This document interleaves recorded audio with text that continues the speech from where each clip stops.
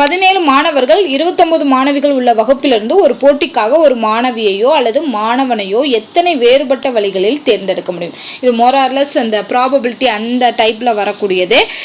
Combinations சொல்லுவோம் இல்லையா அது. இப்ப 17 மாணவர்கள் எத்தனை பேர் இருக்காங்க? 17 பேர் இருக்காங்க. மாணவிகள் 29 பேர் இருக்காங்க. இப்ப என்ன பண்றாங்க அப்படின்னா, ஒரு மாணவியை என்ன 29ல இருந்து ஒரு மாணவினா அப்ப 29 வழிகள்ல அவங்க செலக்ட் பண்ணலாம். அதே மாதிரி 17 மாணவர்கள், அந்த மாணவர்ல இருந்து ஒரு மாணவர் இங்க அல்லதுன்னு கொடுத்துருக்காங்க. அல்லதுனாலே ஆட் பண்ணணும். ஓகேவா? சோ நல்லா ஞாபகம் வச்சுக்கோங்க. அல்லதுன்னு இருந்துச்சுன்னா இந்த ரெண்டு வேல்யூவும், அதாவது ஒரு மாணவியை தேர்ந்தெடுக்கிறதுக்கான வழிமுறைகளையும் ஒரு மாணவனை தேர்ந்தெடுக்கிறதுக்கான வழிமுறையும் கண்டுபிடிச்சு அது ரெண்டையும் ஆட் பண்ணணும். அப்ப ஒரு மாணவனை எப்படி தேர்ந்தெடுப்பாங்க? 17ல இருந்து ஒரு பேரை தேர்ந்தெடுக்கணும். அப்ப 17 வழிகள்ல தேர்ந்தெடுக்கலாம்.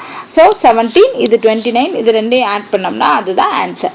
ஸோ 10, 6, 46 வேஸ்ல இவங்க என்ன பண்ணுவாங்க? இங்க இருக்கக்கூடிய ஒரு மாணவனையோ ஒரு மாணவியோ தேர்ந்தெடுப்பாங்க.